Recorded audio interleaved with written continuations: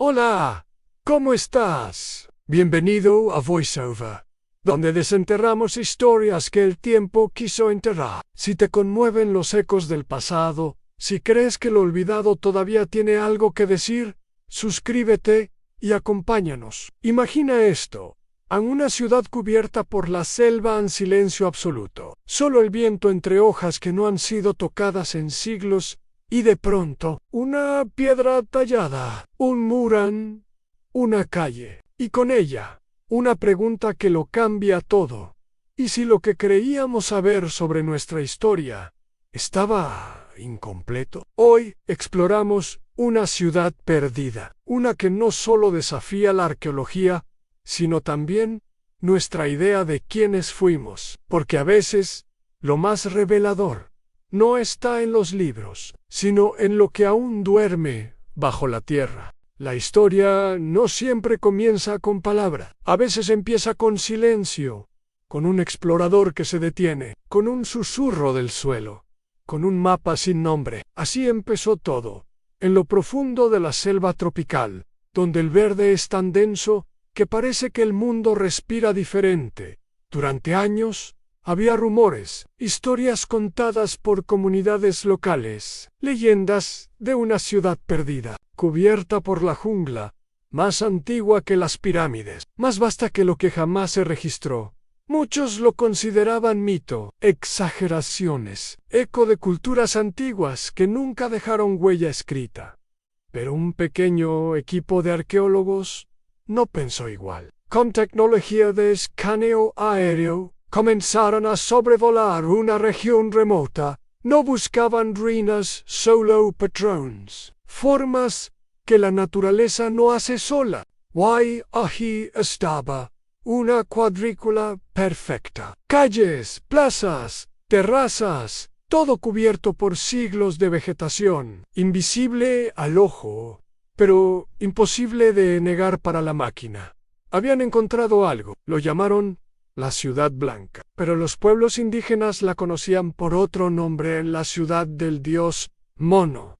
El descubrimiento no fue oficial al principio, no hubo conferencias de prensa, y luego una expedición en botas en el suelo, machetes abriendo paso, cuerpos enfrentando el calor, las serpientes, la humedad que lo devora todo y entonces las primeras piedras talladas, ordenadas, alineadas según el sol, no era una aldea, era una ciudad completa, planeada, enterrada viva por el tiempo. No había oro, no había templos intactos, pero había algo más valioso, una historia olvidada. Una civilización que no era maya, ni azteca, ni inca. Era otra cosa.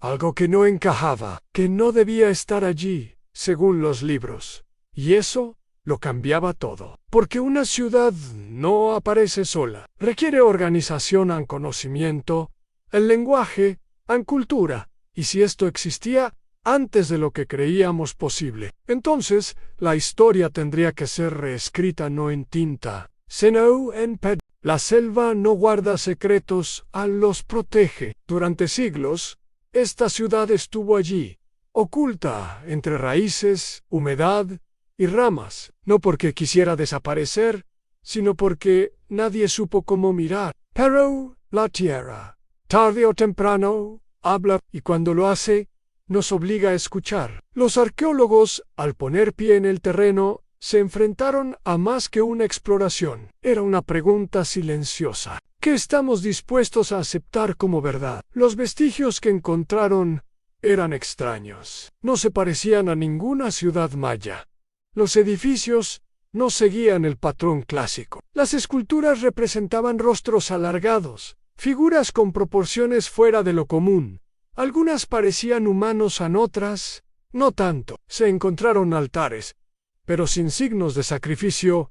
No había armas, ni señales de violencia. Era como si aquella ciudad hubiera florecido y luego simplemente desaparecido, sin guerra, sin conquista. Una ciudad fantasma, dejada con orden, con respeto. Eso desconcertó a los expertos.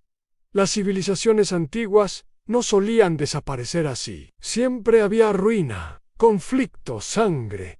Pero aquí había silencio, y lo más inquietante en todo parecía haberse detenido de forma repentina. Como si hubieran decidido irse. ¿Pero a dónde? ¿Y por qué? El análisis de los suelos reveló otra pista. Los sistemas agrícolas eran avanzados. Controlaban el agua, manejaban el clima de su entorno. No eran salvajes, eran científicos. Y sin embargo, no dejaron textos ni monumentos con escritura, solo símbolos abstractos, como si su lenguaje no fuera hecho para la piedra, sino para otra forma de memoria, tal vez oral, tal vez espiritual, o tal vez una forma que aún no entendemos. Porque si algo nos enseña la historia, es que solo vemos lo que estamos preparados para ver. Durante siglos, nos contaron que América precolombina era un continente dormido, esperando ser descubierto.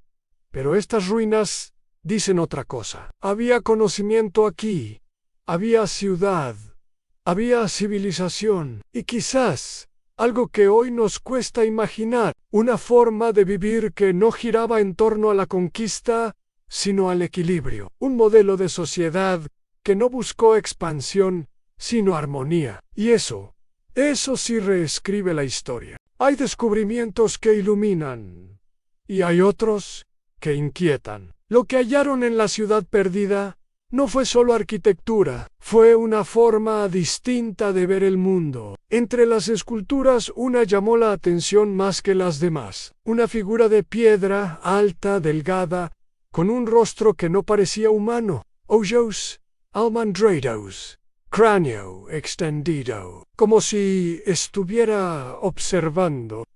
Los arqueólogos lo anotaron, sin emitir juicio, pero otros, antropólogos, astrónomos, curadores del misterio, vieron algo más.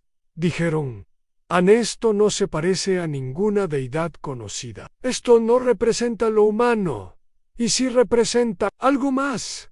No era la primera vez. En otras partes de Mesoamérica también hay tallas extrañas. Seres con cascos, con alas, con herramientas imposibles para la época. Durante esos hallazgos fueron descartados. Imaginación folclore en interpretaciones exageradas. Pero cuando una ciudad entera aparece de la nada y sus símbolos desafían lo que conocemos, la duda se vuelve legítima. ¿Y si estas culturas no solo adoraban a los cielos? ¿Y si recordaban algo que vieron? ¿Qué pasa si en algún punto remoto hubo contacto?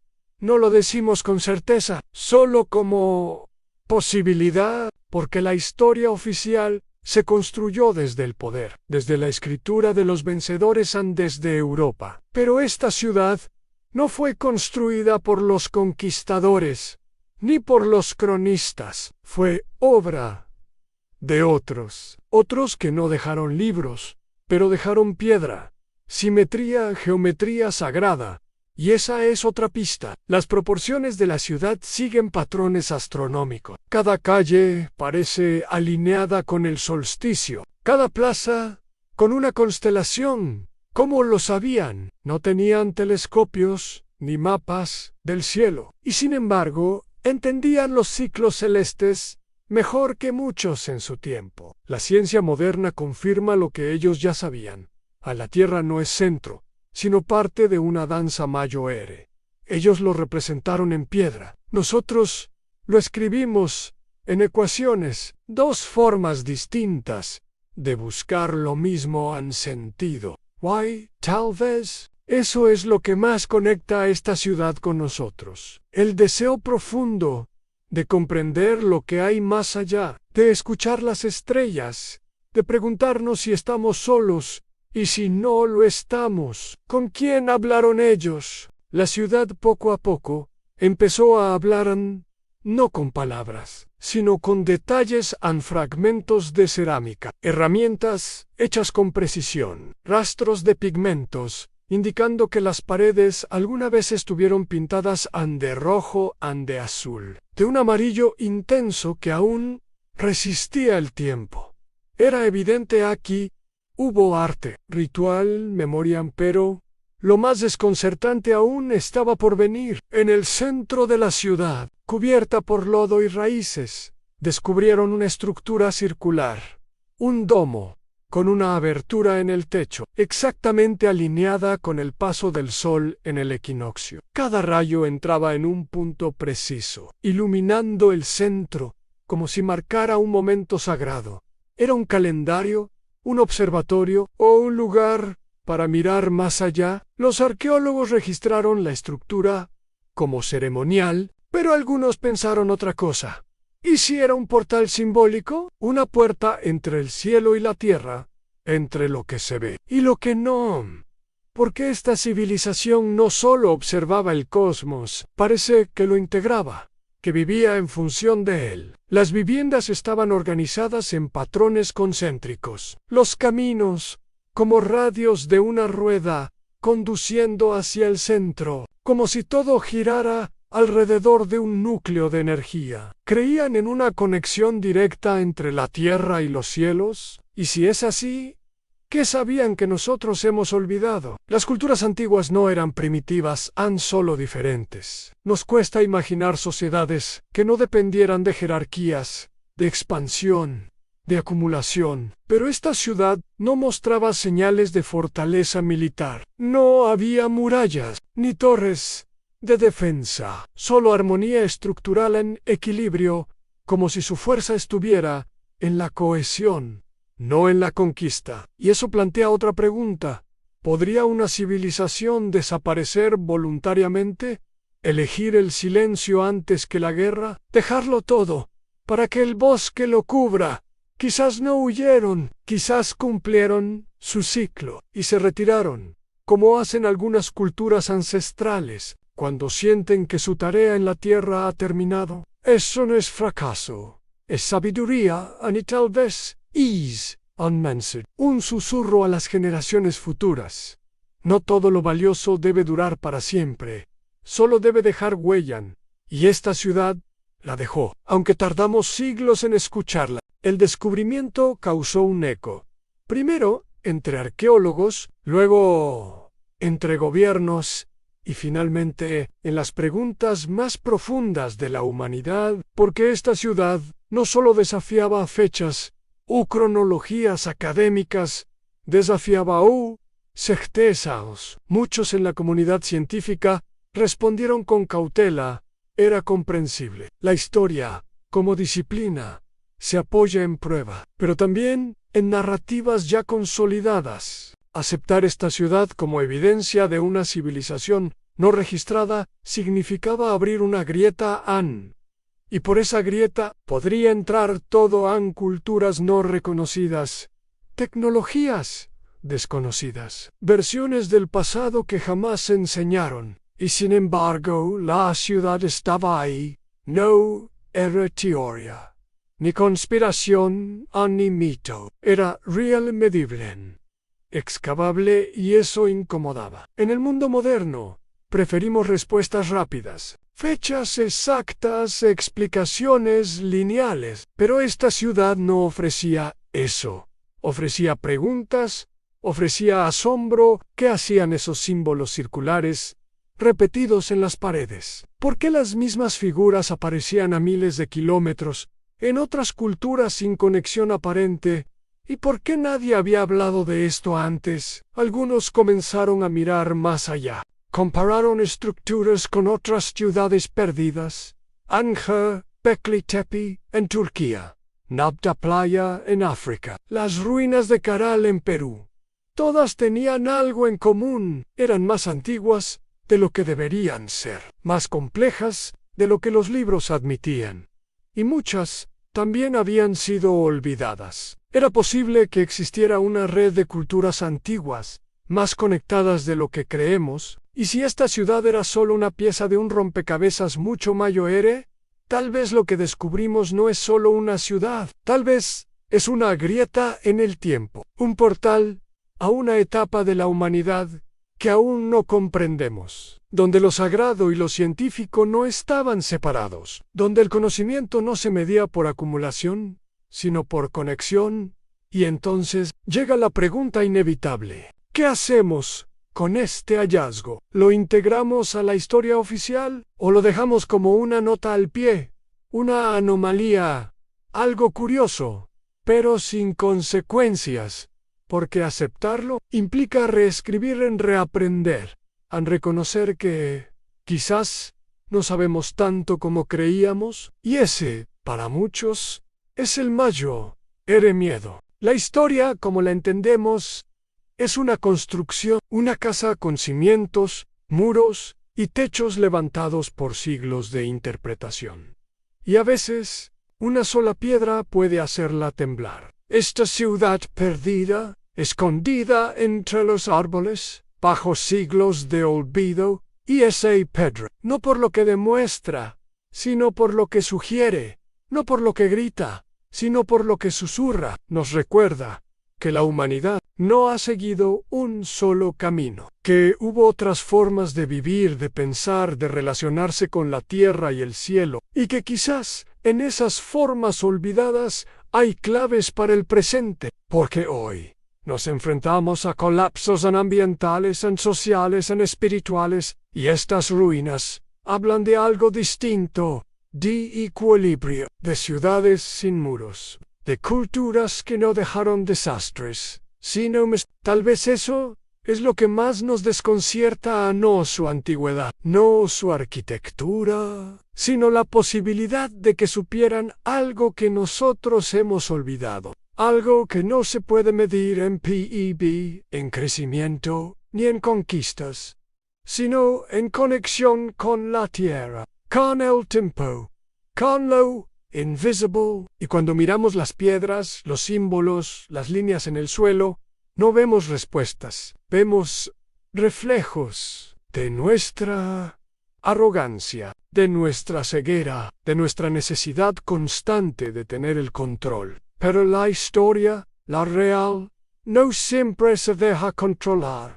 A veces duerme bajo la tierra, esperando que alguien escuche. Y cuando lo hacemos, cuando realmente escuchamos, no solo entendemos el pasado, nos entendemos a nosotros mismos. Esa es la función de las ciudades perdidas. No solo mostrarnos lo que fue, sino lo que aún puede ser. Porque si ellos pudieron construir sin destruir, crear sin dominar, entender sin conquistar, ¿por qué no nosotros? Hoy, esta ciudad vuelve a respirar, no como un centro urbano, sino como una semilla. Una que planta preguntas en quienes se acercan. Una que no busca turistas, sino conciencia. Y cuando nos alejamos, cuando dejamos atrás los árboles, el musgo, las piedras antiguas, algo de ella camina con nosotros. Una duda, un asombro, una esperanza. Porque a veces la historia no se encuentra para ser explicada, sino para ser sentida. Why, esta ciudad aún vive en ese misterio. Gracias por escuchar. Si esta historia te movió, suscríbete, comparte. Y no olvides que las ruinas también hablan. Solo hay que estar en silencio.